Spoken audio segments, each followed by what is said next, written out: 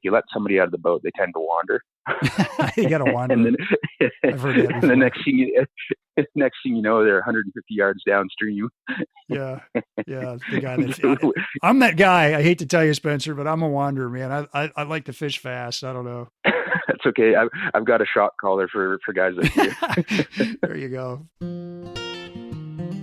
Welcome to the Destination Angler Podcast, the podcast for anglers who travel. And I'm your host, Steve Haigh. We go right to the source, the local guides and experts, to build your knowledge of top fishing locations around North America. It's a big world out there. Now go and fish it. I'm going away for a while,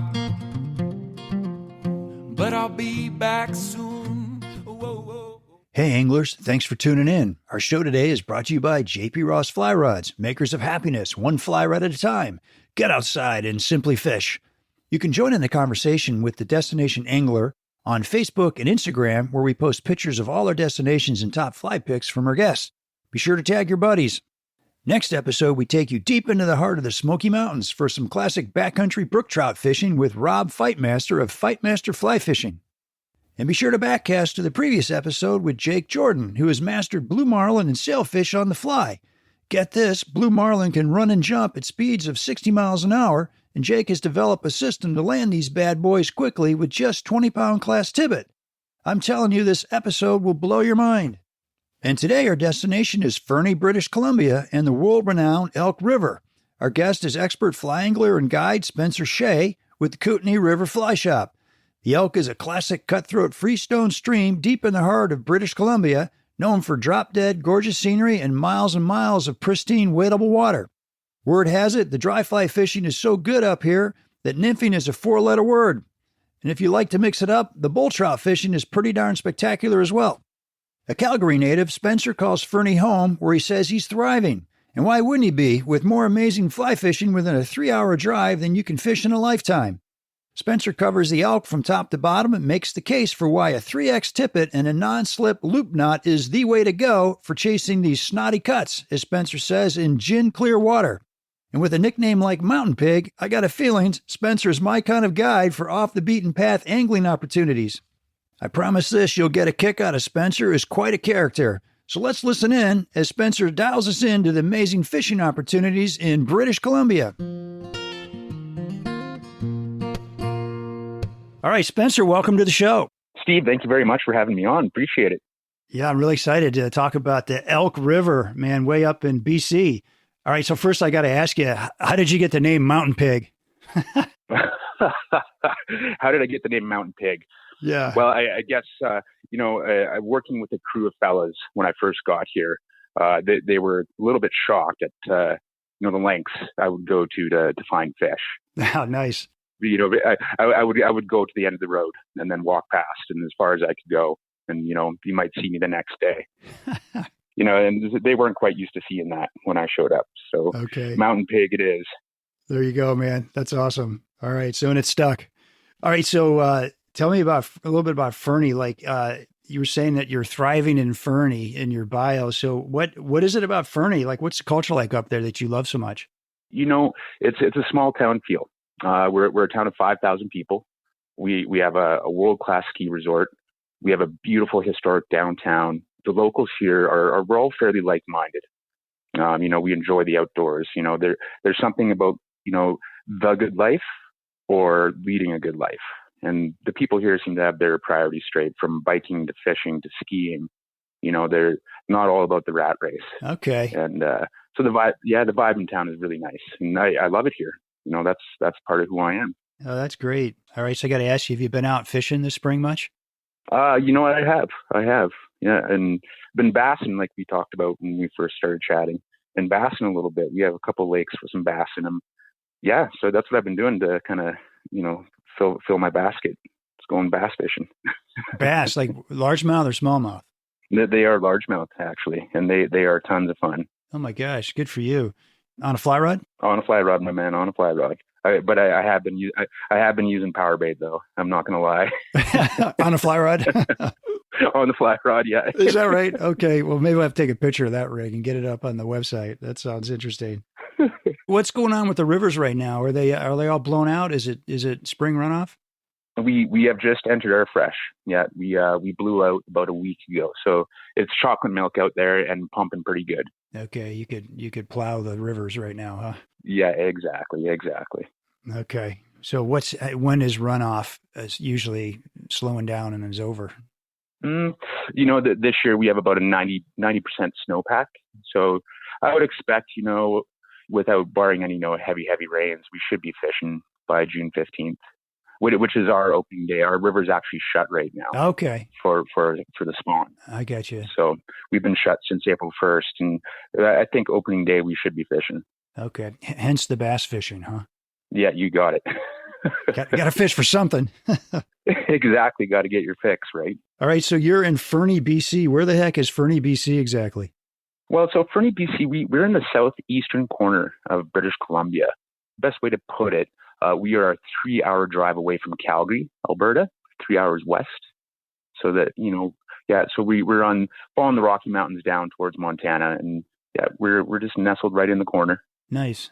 As I was getting ready for this interview, something I really love doing is just watching the videos of, people fishing on these different rivers. And I tell you, the scenery looks absolutely off the chart spectacular. I mean, I could see, like tree line from some of these videos where people were fishing. It just looks like really gorgeous Canadian Rockies. Can you even try to describe what it's like up there? You know what? I can certainly attempt to. It's a tight valley. So our valley is called the Elk Valley. And we have the lizard range of the Rocky Mountains here. Steep, plunging, beautiful scenery. We have lots of larch trees in the valley. If people aren't familiar with larch, they're like a pine tree, except they lose their needles in the fall. So we have these bands of larch running along the mountainsides, and in the fall they turn gold. Huh. And it's absolutely stunning. Absolutely stunning. The vistas are incredible. No kidding. You got a picture of that? I'd love to stick a picture of that on the website. That sounds really cool. Oh, it's absolutely gorgeous. And we're a bit of a temperate rainforest here. So we have cedar trees as well. Huckleberries, the whole bit. The really, diverse area. Yeah, absolutely gorgeous. Do you do some hunting in the fall? I'm not a hunter. I spend too much time guiding. Oh, there you go. All right. Yeah. Got to pick your battles, right? You got it. What kind of wildlife you guys got up there? I imagine you got like grizzlies and wolves and things like that. Oh, we call it the Elk Valley Safari. We've got everything. We've got everything you could ever want: moose, elk, deer of all kinds, wolves, cougars, black bears, grizzlies. Just about everything. Have you had some encounters? I mean, have you bumped into some of those guys? Oh, you see them. You see them around. You'll see the odd grizzly later in the fall on the river. And you're lucky to see them, because they're absolutely gorgeous animals. And, luckily you're in a boat most of the time. So you see them from afar. Okay. And you consider yourself blessed to see them, right? Because you don't get to see them every day. Yeah. Like in a given year, how many grizzly would you see in a given year guiding all year long? Oh, not a ton, 2 or 3. Okay. 2 or 3. Yeah. And, they're wary of us. So they'll wind you or hear you, and they'll leave before you get there. But every so often you're blessed and you get to see one. That's cool. So they're not park grizzlies then, huh? They shy away. No. Yeah. Oh, that's cool. All right. Well, let's talk about fishing here. What give us kind of the lowdown on the fishing opportunities in the kind of like the whole region that you're in. Like how many different river systems do you guys fish? What are some of the ones that people might want to come up there and check out? Well, I think, when we were talking, last week, in a 3-hour radius of Fernie, there are more fish and more species than you can, shake a stick at, and we'll start with the Elk Valley and the Elk River, so we have 140 miles of Elk River. And that starts up at the Elk Lakes, and it's fed by the Patain Glacier. And so you start way up there and you run down the valley, and the elk is fed by numerous tributaries, and they all have fish. Okay. They all have fish. So you have the elk, you have the Elk River, the kind of the lifeblood of the valley. And then you have all the tributaries. And then a little further west, you're into the Columbia Valley and the Kootenay River over there. And then if you go east into Alberta, you're into the Crow's Nest Basin. and a bunch of rivers over there. So there's more than most people can fish. Yeah. Oh my gosh. So have you hit most of those rivers that you just mentioned? I've been trying. It's a lot of work, man. It's a lot of work, man. And, we're blessed to have it. Yeah. Yeah, I'm with you. Don't give away any of your honey holes, but can you tick off a couple of those tributaries that you like? Oh, for sure. For sure. Here in the Elk Valley, two for sure that, everybody should know about, and the first would be Michelle Creek. And Michelle Creek is a major tributary of the Elk. And it is freestone. And it is gorgeous. You can spit across it, and it is full of the most beautiful cutthroat you've ever seen. Wow. They're huge, and they love eating dry flies. They absolutely love it. Michelle River. So that'd be the first. Yeah, Michelle Creek. Yeah, and the nice thing about Michelle is it's beautifully easy to access for people. Oh, good. Yeah, it's right along the road. I mean, the walking's freestone, right? So there is that, but it's right there and it's accessible. And so, yeah, it's a treasure in the valley for sure. Nice. The next river, it's kind of on the opposite end of the spectrum, would be the Wigwam River.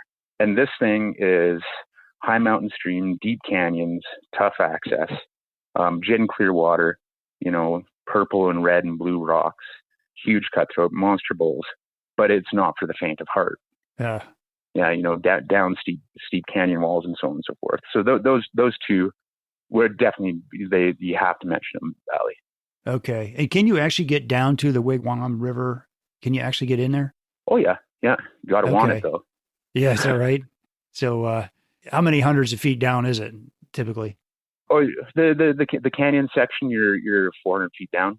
Oh, that's significant. Yeah. Yeah, you probably got to be in shape. There are easier access points, but the canyon section is the most beautiful. Okay. But might be worth it, huh? Oh, it certainly is. All right. Well, those are two good ones. Any others that you want to mention? We could poke over to Alberta, and you come to Fernie, and as a angling destination. And the beautiful thing is, you don't have to fish for cutthroat all the time. If you're feeling sporty, you can go chase the toughest rainbows around on a river called the Crow's Nest. Oh, okay. And it is gorgeous. It is it's more Spring Creeky looking. It's not quite so freestone, and just stomper rainbows. Stompers. They're huge and they're picky and they're persnickety. Yeah. So when you get one, it jumps and it blows you up and you bust your knuckles. You're happy. Yeah.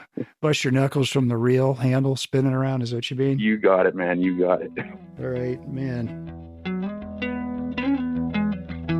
Hey, anglers, if you get excited about small stream fishing, then you need to know about JP Ross Fly Rods. If being outside nurtures your soul, if holding a fish of any size is like gold to you, if you believe that a fly rod should be a reflection of yourself and what you love, then you need to know about JP Ross Fly Rods.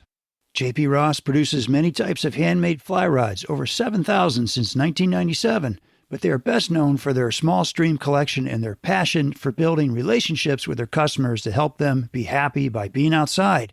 I had a chance to fish one of these gems recently in Michigan and was blown away with its performance, beauty, and effortless casting. JP Ross himself was featured on my recent podcast on the Adirondacks, so check that out when you get a minute. And you can check out JP Ross Fly Rods at, you guessed it, jprossflyrods.com. Be sure to mention coupon code HAPPYFISH to receive $50 off any rod purchase. Like I always say, if you know how many fly rods you have, you don't have enough. So put a smile on your face and pick up a JP Ross Fly Rod before your next trip. Get outside and simply fish. What's a typical day on these creeks you've been mentioning? An average angler, would you say? Well, we can focus kind of back into the valley, and a typical day, let's say on a float on the Elk River, where what people need to know is, cutthroat in our valley, they don't start at 6 a.m. They don't start eating. They don't start moving. We put on the water by 10 or 11. Oh, really? Oh, yeah. Yeah. And it's a freestone river, right? So they need the heat of the day. Need the water to warm up to get them moving. So a typical day, here, you get your boat, go for a coffee, have a bagel. Okay. 11 o'clock, you're like, okay, let's put on the water. And then the water starts warming and, you get a nice big window midsummer, from let's say 11 till about 7. Huh. And they just eat. Yeah. And yeah, that's the day. It's easy and fun. Okay. What kind of conversations do you have with anglers who are like, "Hey, I want to be the first boat down. Let's get out there by 7:30." I tell them they're dreaming. Is that kind of common where people are like, "What do you mean 11 o'clock? What's wrong with you?" Well, it's quite funny when you have people come up and it's their first time here. We will kind of placate them and do the first day early-ish.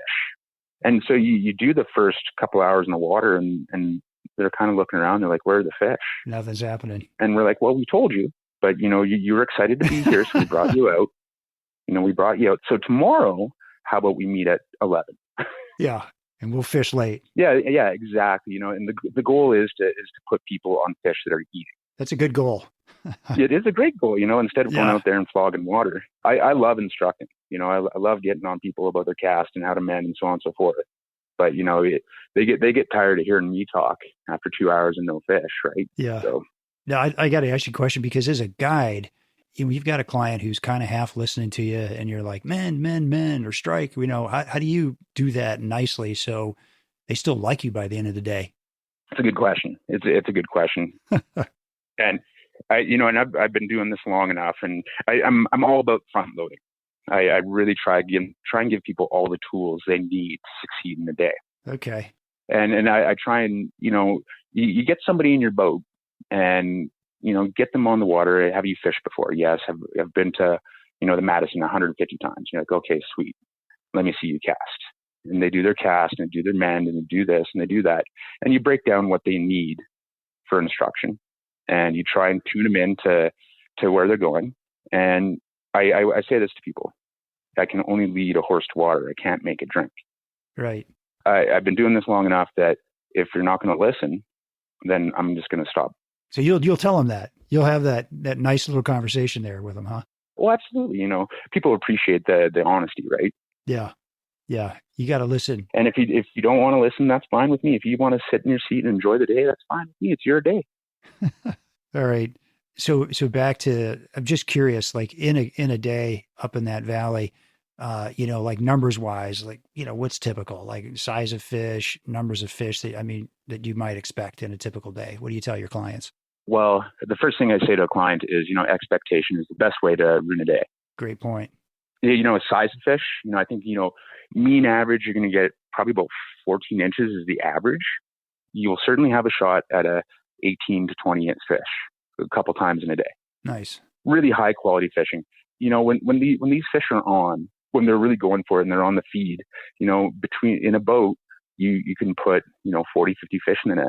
Yeah. On a good day. Yeah. That's a great day. Oh, dude, it's hilarious. It's so much fun. Yeah. No, that's a great day anywhere. Anywhere. 12 to 15 fish is a good day in a lot of places, Oh, that's a huge day. Yeah, especially if you're mixing in, shots at, big ones like that. That's a ton of fun. Oh, it's outrageously fun. And you guys are doing it mostly with dry flies, right? I'm pretty hardcore dry fly in this valley. Okay. And yeah, I'm from the old school in the valley, I think, where when I first got here, nymphing was a 4-letter word. Oh, really? Oh yeah, you didn't nymph for these things. You were almost, you were shunned if you did. Oh my gosh. The ethic has changed slightly, as the younger generation has come in. That's fine. But I focus heavily on dry fly because they're cutthroat. They come up and they do it. Yeah, they look up. Yeah, they sure do. I will nymph for a rainbow because it's 24 inches and bust my knuckles. Yeah. But you hook a 17-inch rainbow, cutthroat nymphing, and you're pulling in a bit of a shoe. I mean, we'll be honest. They don't fight particularly hard. Yeah. It's about the visual of seeing these things come up and eat. That's kind of my ethic anyways, That's me. I'm sure I'll catch some heck for saying it, but that's okay. So what about at the, tail end of the season to beginning of the season, like tail end, are you guys throwing streamers ever, or are you still hitting with them dry flies? Oh, they love eating streamers. Okay. I will streamer fish for these cuts before I'll nymph them. In the fall, especially, it can be pretty fun. If you're out there on a cold morning, in the fall, the water's dropped and it's gin clear, and you're thrown into root balls, into structure, and you're seeing these fish peel out. Whether they eat or not doesn't matter, but you get to see them rush your fly, and your heart starts to flutter. And it's streamer fishing is good fun here for sure. Oh man, that sounds awesome. Oh, it is. Well, okay. So can you give us like kind of break down the elk for us? Like where does it start? Where does it end up? What are the major sections that anglers should focus in on? And what sort of, how's the character of the water change as it's flowing downstream? Oh yeah, absolutely. So I mean, I think this is, it's a typical mountain freestone river. So if we started at the top, I think you could say technically we have about 8 runs on the river, Okay. and maybe a sneaky one here and there. So at the top of the drainage, the river is smaller, and it's steeper, more gradient, faster water, and as it carries on down the valley, it starts picking up tributaries, and it kind of slows down, widens out. So top to bottom, it's fast to slow, Yeah. that sort of thing. For clients, you come up on a 4-day trip, you've traveled millions of hours. Your first day, I'll probably take you down river into the slower water and break you in to easy mending and good drifts and so on and so forth. And as your comfort level increases, the next day I'll take you upriver. You can kind of size the guy up a little bit. Yeah. You go upriver, and because upriver is where the big fish are. Oh, no kidding. Huh. Yeah. And so you have to break people in to good mending and good habits. So day 1 on the slow stuff, lots of action. Then day 2 or 3, you get up into the fast stuff and chase the bigger fish. Okay. And when you say fast stuff, are you like talking about upstream pocket water fishing, or what's it like? Let's see here. What's the best way to describe it?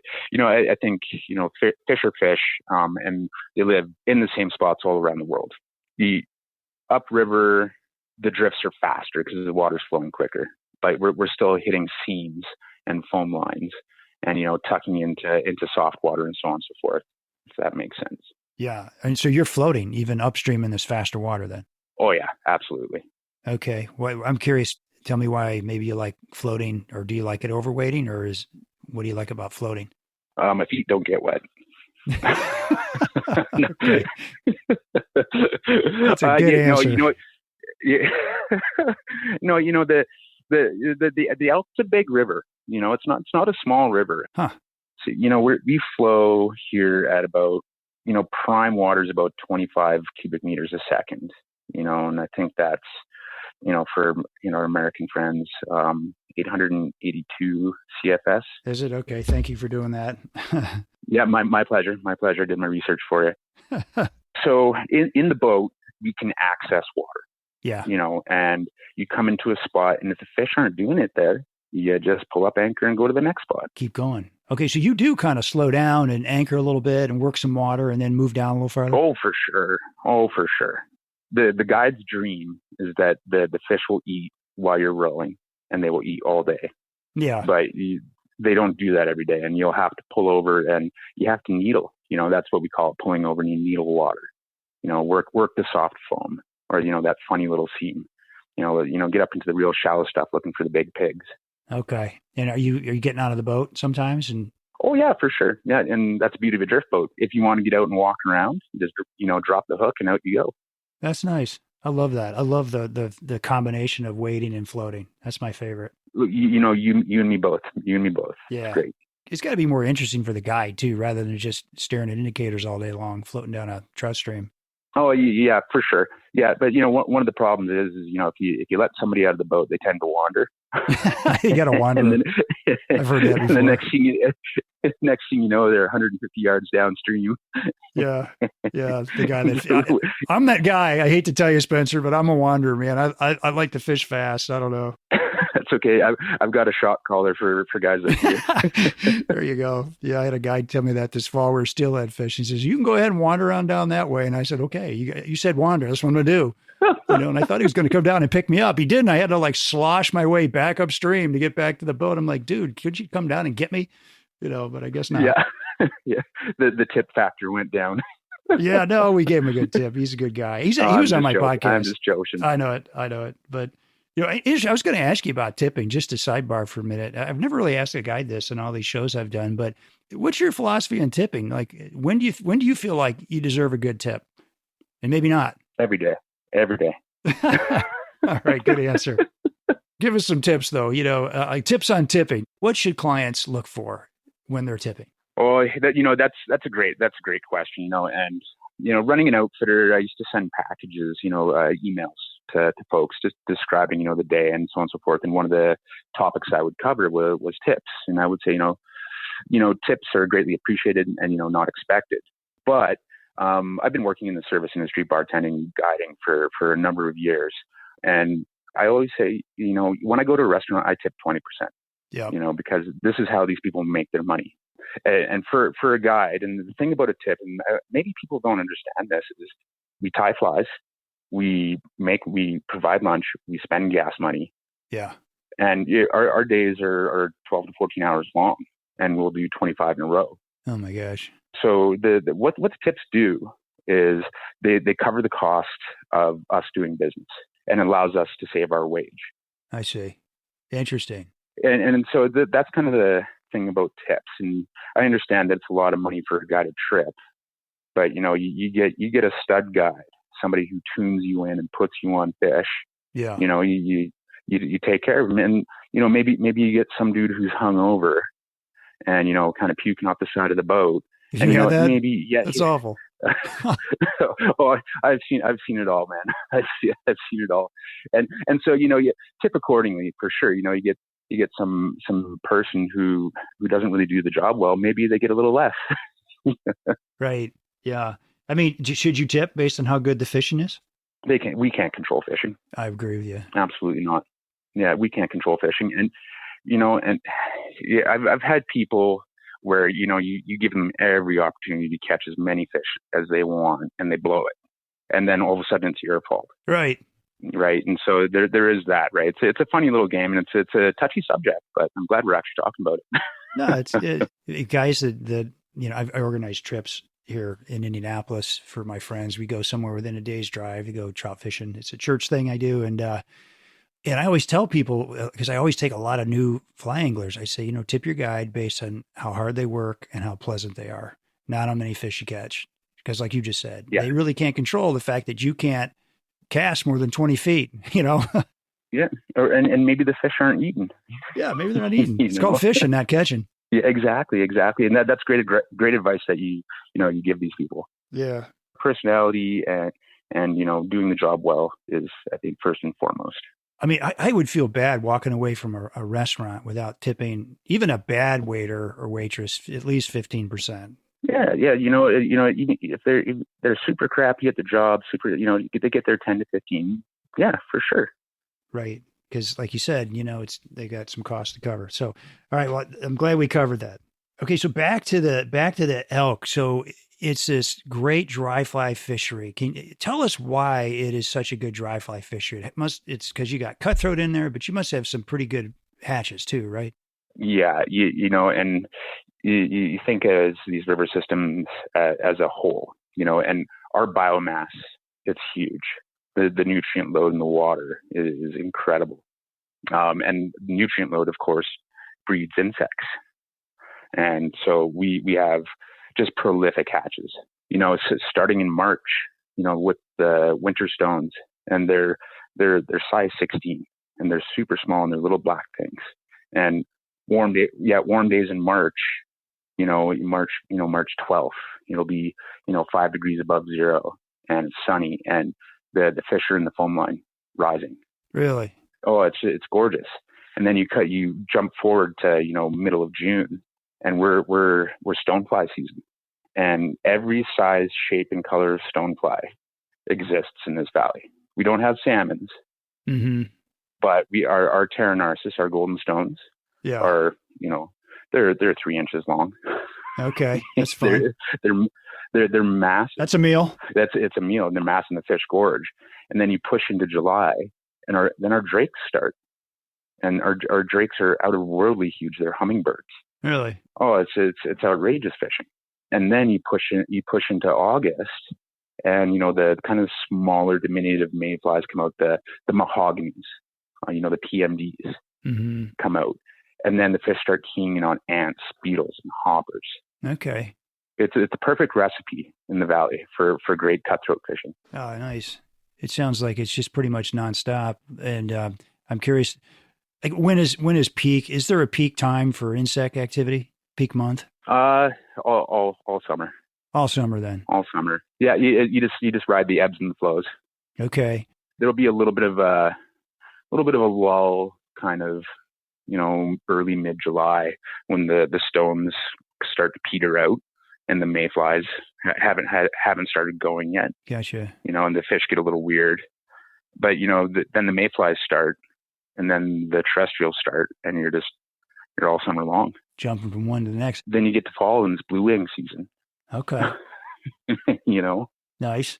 All right. So as a guide, what do you do on those days? Like, let's say, like the big stoneflies have been coming off. I don't know, how long's that hatch? A week, couple weeks? Yeah, a couple weeks, almost a month sometimes. All right. So towards the end of that, these fish have been gorging themselves. And I mean, do they kind of slow down? Do they almost stop eating? And what do you do as a guide? You start telling stories and teaching skills. So it can't slow down at the tail end of those big cheeseburgers as they're floating down the river. They are fish, and it is fishing. And there are days where they just don't eat.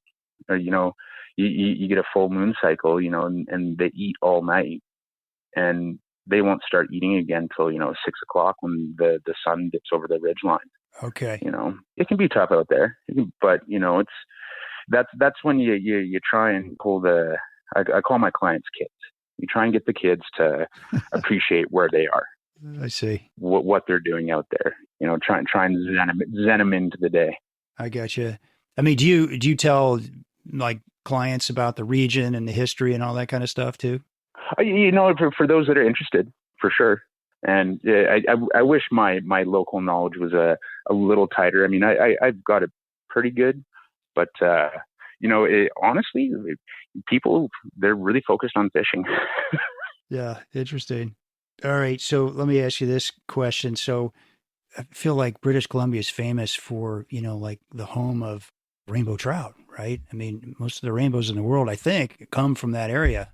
And here you are, cutthroat trout fishing, right? And I'm kind of curious, how in your mind does a rainbow compare to a cutthroat, just in terms of their behaviors and how you're going after them? Oh yeah, I'll put it like this. This is kind of how I look at trout, and I compare them to beautiful women. Okay, and a cutthroat trout is this beautiful blonde who's flirty and nice, wants to talk to you, and easy to get along with. All right. And then a rainbow trout is this fiery redhead. She's hard to pin down and talk to. Yeah. But when you do talk to her, it's fiery. Yeah. And your knuckles get beat up. And then you push over to brown trout, and it's the librarian brunette who wants to talk philosophy. Yeah, and a little more shy, maybe hides a little bit. Exactly. Typical rainbow. Our rainbows over here in close to our valley, they're big, they're mean, and they're tough. Huh. They are tough. They are tough fish to catch. You want to, somebody gets bored of going for cutthroats and they think they're really good fishermen. You take them over to Alberta and you show them some big mean rainbows. Wow. And they can have their humble pie. No kidding. And you're nymphing for them over there, huh? No, not always. If you can get them on dries, if you see one snouting, you can get them. But it's day by day, right? You fish what Mother Nature gives you. Okay, that's interesting. What else about cutthroat have you found through the years? Like when you're talking to your clients, as you guys are driving to the access point, what do you tell them about, the fish you're going after? I love your analogy of the blonde. Anything else though, in their behaviors and how you're going after them? Oh, absolutely. They do have their kind of idiosyncrasies. Our fish. They're pretty unique. They're slow eaters. They eat incredibly slow. We tell people before you set the hook, you say "Hail to the Queen" because we're Canadian. You really do tell them that. Oh, that's great. Yeah, you say "Hail to the Queen." Moreover, I tell people to have an intentional set. It's not reaction; it's action. Okay. And what you really have to do is slow people down. Have you fished for big brown trout before? Oh yeah. Yeah. Yeah, and so when a big brown comes up to eat a hopper, the brown comes up, eats the hopper, and then drops below the surface, and that's when you set. Mm-hmm. is when they drop. And it's the same with our cutthroat. So you have to let them come up and eat and then drop, and then you hit them. If you set too soon, you're just going to yank it out of their mouth because they actually haven't, closed their mouth? Oh, wiffle ball. Yeah. Okay. Yeah, swing batter. And it's hilarious. It's hilarious to watch. Yeah. Oh, it happens to me when I'm fishing. I jump the gun all the time. You get excited. Oh, for sure, because it's so cool to see. Yeah. Yeah. And your water is super clear, right? I mean, when does it, by mid-June, is it that gin clear that you're seeing, and I'm seeing in all these videos? No, a little bit later than that. Okay. A typical water flow year really starts to clear up and get really juicy kind of late August. Okay. And then September, it's out of this world. It's out of this world. It clears up, and you will watch these fish come up from 10 feet down to eat your size 16 ant. Yeah, fun. Oh, it's beautiful. Yeah, yeah. All right, shifting gears for a minute. You guys have bull trout up there too, right? Oh yeah, sure do. What's the story on bull trout? How are you going after them? When are you going after them? Story on bull trout. Okay, so they're big meat eaters, right? Right. And this is what they do. They eat meat. Bull trout fishing in the valley is really good in March, early season, because they are just full eating mode. That's what they do. You don't get to fish all the time because it's March. You can get into them pretty good in July, and then by July they're starting to think about their spawn, and they start migrating, and so it kind of peters out, and then the bull trout fishing gets really good again, kind of October. Well, people love fishing for bull trout during their spawn. Okay. And because they're all colored up, and that's kind of September, October. I'm not a big fan of that myself. Yeah. I like to let them be, but they all don't spawn every year. And I say this to people when they come to town and they're excited about bull trout fishing, I show them the bull trout flies we use. You can't buy them. They're all hand tied. They're huge and they're very custom. And you say to the person, if you want one, you have to fish for it all day, and you might get one. Okay. Or you might get 10. Yeah. So you do switch up your rigs. You're not getting these while you're fishing for cutthroat. You're switching and targeting bull trout then with a rig. Yeah. Yeah. We have this thing though, where you'll get these days where the bulls just kind of turn on, and you'll have a 16-inch cutthroat on the end of your line, and some 10-pound monster will come from the depths and eat it while your cutthroat's on your line. And so all of a sudden, you're on 3X, and there's a 10-pound bull trout hanging onto your 16-inch cutthroat. And and it's combat. Yeah. People are screaming and losing their gourd. Do you ever get them both in? I mean, does it ever happen? Oh, you do get them in. And it's not very often. You usually spit the fish before you get them into the net. Yeah. I was guiding on a river east of here in Alberta, and we're a small little tributary, and we've hooked this cutthroat, and my client is got the cutthroat's nose up, and he's skating it towards the net. And this little hammer handle, probably about 24, 25-inch bull trout, comes charging out of nowhere and chases the cutthroat into the net and nets himself. He literally chased the cutthroat into the net and got netted. I'll have to send you the photo. It's hilarious. Oh yeah, if you got a picture of that, I want to see that. Oh, that's great. Yeah. What other guide stories do you have? That's a good one. What else have you got? Oh, let me think. Yeah. Okay. So there is a video of me somewhere on YouTube, and I'll see if I can find the link for you. I got referred these two clients, and they're from kind of southern Alberta, big farm boys. And when I say big, 250 pounds, and so you get 500 pounds of farm boy meat rolling down the river, and they can do the do. They can fish. It's great. We're having a nice little day. It's drizzling all day. We have this massive PMD hatch blanket, and so it's just fish after fish after fish. And so I've pulled the boat over and I've anchored, in about 4 or 5 feet of water. And the boys, they double up. We get a double header, and angler one sneaks his fish into my net, and I tell the next angler, bring your fish into my net. So we'll net them both at the same time. So I'm on the left-hand side of the boat. Net fish one, fish two comes, and one of these big farm boys took a step towards me, and the boat listed. Oh man! And it pitched me into the water. You, not them? Yeah, me. Oh gosh. Yeah, so it fired me into the water. Oh my gosh. I go in the drink, get my heels down, and as I fell, I kept the net above my head. So Oh, good for you. You got the yeah. fish. So I kept the fish. Yeah, I went in the drink. Yeah, I kept the fish, and they had their GoPros on. So yeah, on YouTube somewhere, if you go or enter my name, you should be able I'll to find find it. the video. Oh, that's hilarious. So they just got a big kick out of that. Oh, the guy fell in the water. Check that out. They were howling at me. That's really funny. I thought you were going to tell me it launched both of them into the water like cannonballs, but I guess not. No, sir. All right. Reading your bio, Spencer, it was really fun to hear in your bio said that you like to go to the quote ass end of the drainage to get your clients into fish and beautiful scenery. Tell us more about that. What's that all about?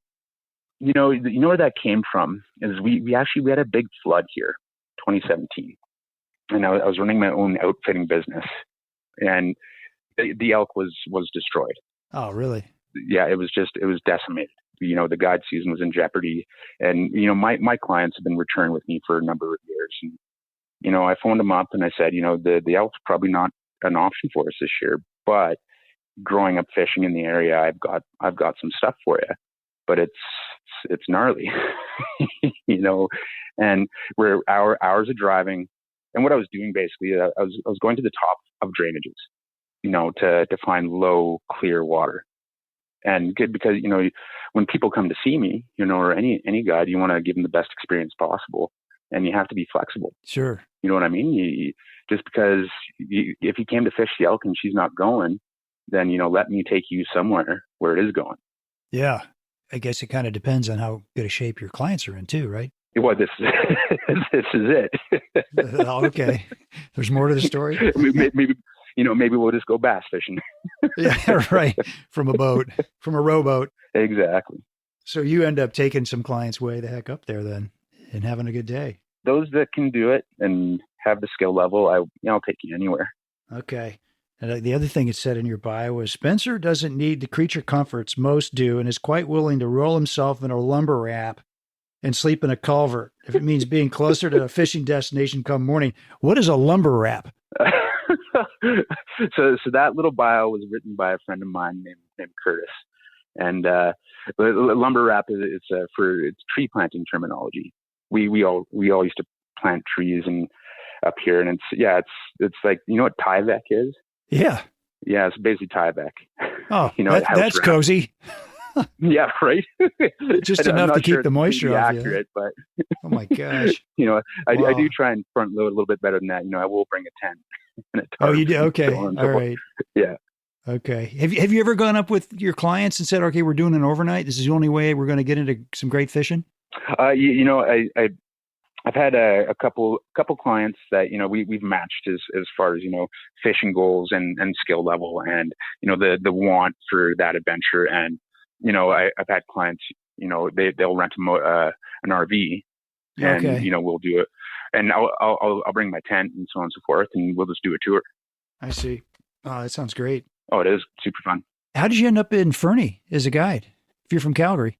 Yeah. It was just, wanting something different other than big city life, and seeing Fernie and the angling opportunities here. Like I mentioned earlier, in a 3-hour radius, there's more water than I can fish in a lifetime. Yeah. So why would I want to be anywhere else? Okay. People don't know this. Fernie is a hub of fishing. It's a hub. It's amazing here. That's awesome. And that's why I'm here. Okay. Plenty of places to stay, and there's a Walmart nearby and everything else, huh? Well, the accommodation here is excellent. Like we were talking about earlier, Fernie originally was known as a ski town and still is. Yeah. And therefore has the infrastructure for it. On a typical ski weekend, we will double our population. Oh, wow. And so everything from hostels to 5-star accommodation, we have it. Downtown is vibrant, great food, great brewery in town. Yeah, it's excellent. Oh, nice. What's your favorite brewery? In town, we have Fernie Brewing Company, and excellent beer, beautiful tasting room, great staff, and most importantly, great beer, and everything from, light pilsners to IPAs or, a stout or whatever, they do it. They do it all there. Great vibes. Yeah. Oh, that's cool. How did you get into fly fishing? Like, was there somebody who kind of showed you the way there? Yeah, absolutely. I got into fly fishing. My great uncle, his name was Gordon Schey, and he was the president of the Hook and Hackle Club in Calgary. Wow. Before I was a tickle in my dad's pants. And we used to golf quite a bit together when I was a young man. And I think I was about 16, and I was into spin fishing. I was running around creeks with my spin rod, and I think he had just kind of had enough of watching me do that.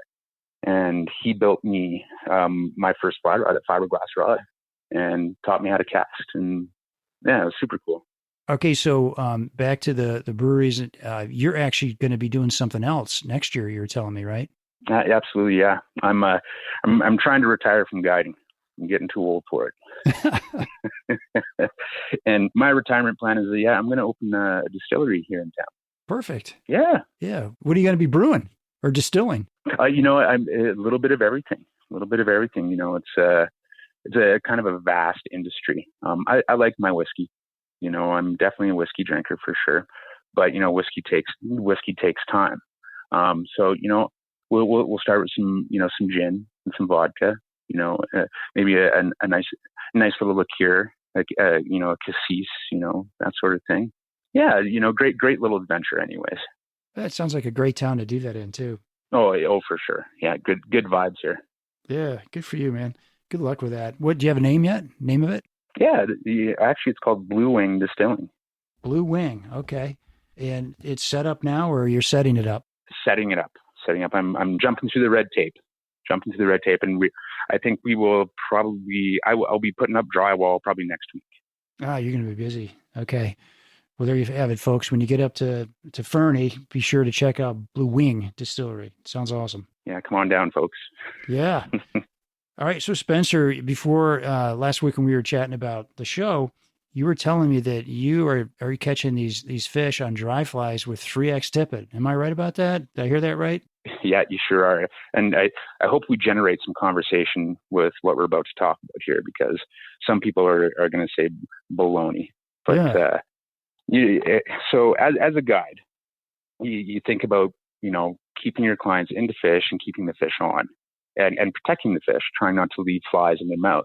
And also protecting, the riparian vegetation by not breaking flies off in the bushes. That's a bit of a joke, but okay. So you're getting particular there, aren't we?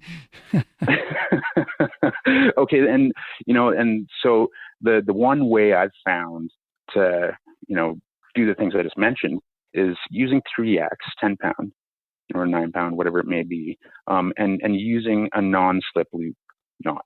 Okay, and we'll take a step back and think about why we use 4X, 5X, and 6X. It's not because the fish can't see it. It's because the monofilament is supple. So the fly moves naturally. 3X will be much more stiff than a 5X. And so by using this loop knot, what you're doing is allowing the fly to wiggle naturally on the water. Okay. And they don't care about the 3X. Really? And of course there's instances where you do have to drop down. They won't accept it. But, I'll say, 7 out of 10 will do it. Yeah. And, you're taking 10 pound and you're shoving it into a 14, and they don't care. And, I don't want to sound, egotistical, but I've been around the world fishing and I've fishing for, 10 pound browns in New Zealand, where they're the hardest fish on the planet, and they don't care. Really?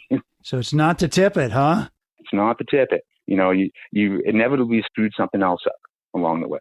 Yeah. Oh, no kidding. Always, that's really a great sort of new paradigm for me, because I'm always like, okay, I'm using 4X. I'm going to drop the 5 and see if that's the problem today. Then I'll start switching out flies and trying all kinds of different things. But you're maybe you're not going to the tippet first. You're doing other things to switch it up and catch fish then. Absolutely. I'll run through the fly box before I size down tippet.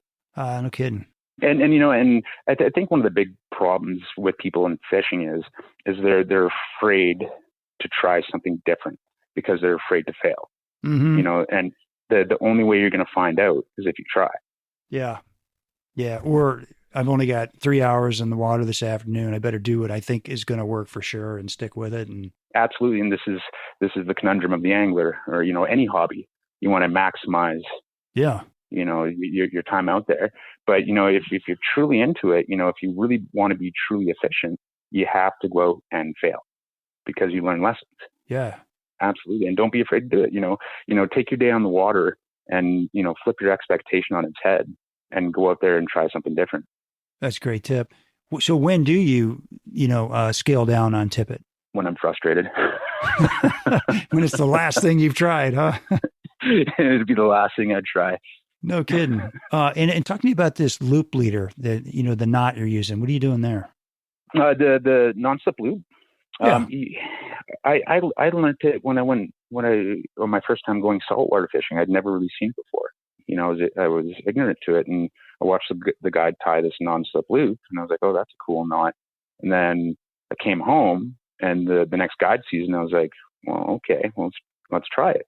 Yeah. And all it is you're just, there's a loop of monofilament that runs through the eyelet of the fly, and it just allows the fly to wiggle around. Yeah. Right. YouTube it, Google it, and check it out, and put it into practice, and try it. I think people will be surprised. And my guide buddies, there's only a couple of us that do it, and the guys that don't do it, they're all shocked. Oh, really? They're like, oh, you can't do this. Or you get somebody from back east where you're from, and they come out and they're like, where's your 7X? Yeah, right. You don't have any 7X? What's wrong with you? You're not going to catch anything. Yeah, here's your 10-pound, bro. 10-pound maxima. Ultra green all the way. Yeah. What else are top anglers doing that sets them apart from maybe the average guys? Taking their time, fishing with intent, not casting for casting's sake. Okay. We all get really excited to go fishing. I do, you do. Sure. And the people that have the most success in my boat cast the least amount of times because they're choosing their spots, and they're not flogging water. They're waiting for the good seam or good foam line. Oh, really? Interesting. Absolutely. Looking ahead, like especially from a boat. If you've been in a boat, you've probably heard a guide say cast downstream, especially if you're dry fly fishing. Cast downstream. Live in the future, looking down. If you miss your spot, don't worry about it because there's going to be 50 more coming. Yeah. And if you go back for the spot you missed, you're going to miss the next 5. Okay. Coming up. Right. So taking your time and being cognizant and listening to your guide. Okay. So interesting. So you don't feel like the best anglers aren't always just like, I got to have my fly in the water at all times. That's not the answer, huh? Well, that's a double-edged sword, isn't it? Because we both know that, we're not fishing for owls, and the more time our fly is on the water, the better. Yeah. But, being efficient and smart about it, makes all the difference. Okay. How much angler success would you attribute to just casting abilities? Just the pure casting? Yeah, just ability to put it on a paper plate, at 30, 40 feet. How important is that on the elk? It's important. I say I do teach quite a few beginners, and I really like it. And I tell them all I need from you is 30 feet. Yeah. And, that's, 2.5 rod lengths, and you're golden. And that's an up and down stroke. Yeah. That's not false casting, right? Pick it exactly as we talked about. So casting for sure, but that's something I can teach. Sure. But more importantly for me is a good drift. I think I mentioned to you, last week when somebody rows past you, says, "What are you using?" And I reply, "A good drift." Yeah. That's great. I love that. That's what these fish need. Everybody's like, "Oh, cutthroat are dumb," and until you watch one refuse you. Yeah. They come up and they inspect your fly. They put their eye right on it. And it's because you have, weird micro drag or something like that. Sure. Something didn't look. So these fish do get selective then on the elk. Oh man. Oh, do they ever? Oh, they can get snotty. Yeah. But that's the fun of it, right? That's the fun of it. Yeah. And then you start fingering through your fly box looking for the magic bug. Yeah. There you go. Exactly.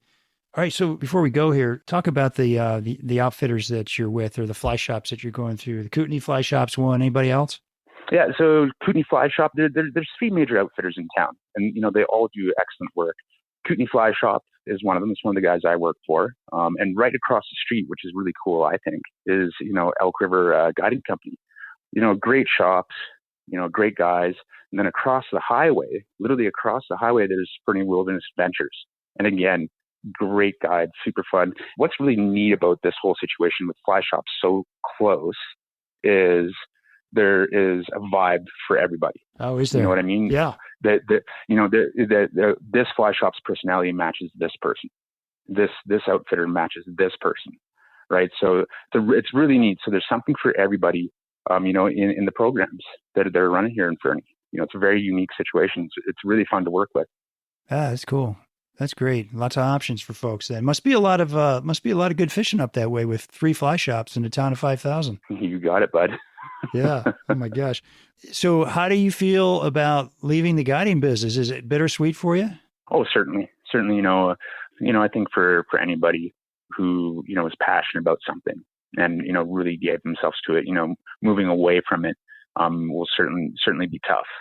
But, there's a point where, I honestly just want to go fishing. Right. You want to do it yourself. Any tips for some new guys coming in? Any pearls of wisdom you can leave us with? You kind of coming into fish or coming into guide? Yeah, coming in like a new guy, somebody getting into guiding. Any tips for those guys? Yeah. When I first started guiding, one of my mentors, we were sat around a table with some clients and I was running my mouth a little bit. We caught this many fish and so on and so forth. And at the end of the, little hangout, Andre came up to me and he said, "Spencer, a gentleman never counts his change." Huh. And, just being humble, be humble, be attentive and realize you're just a fishing guide. Well, good for you. That is definitely a humble way to look at it. One last question. What are you most proud of over the last 17 years of guiding? Oh, wow. I'm proud of, sharing smiles with people. I think that's why I do the job is, clients come up and they only have 5 days a year or 2 days a year to come do this. And they're so passionate about it and I get to share that with them. Yeah. And that I love seeing the smiles and the laughs and the hoots and the hollers, and the skin knees and the dislocated fingers and, it's, all of it. all of it. Yeah. Yeah. So I'm proud of sharing, great experiences with people. That's an awesome answer. I love that. How can people get in touch with you, Spencer? If I think you still got 1 more year of guiding here, how can people get in touch with you? Best way to get in touch with me would be just through Kootenay Fly Shop. Yeah. Gordon, Christine are lovely. And they've got my details. Gotcha. That's perfect. Okay, good. Well, listen, Spencer, thank you for being on the show. It was great having you. Oh, thank you for having me. Absolute pleasure. Yeah, for sure. And listen, I wish you extraordinary success in your future adventures of fishing on your own and opening up your distillery. And thank you for listening, folks. We'll be sure to post how to get in touch with Spencer and maybe book him for a guide on the Destination Angler website. And if we can, Spencer, we'd love to post some pictures of your top flies, if that's all right, on our Facebook and Instagram page. That be all right? That sounds good to me. All right. Very good. So, folks, you can DM me or email me with comments and suggestions at shaig50@gmail.com. As always, our music is by Brothers Fountain, and hope you enjoyed the show, and we will see you again soon. Well, I'll go from the land to the shining sea. But I know there's more to life than what the eye can see.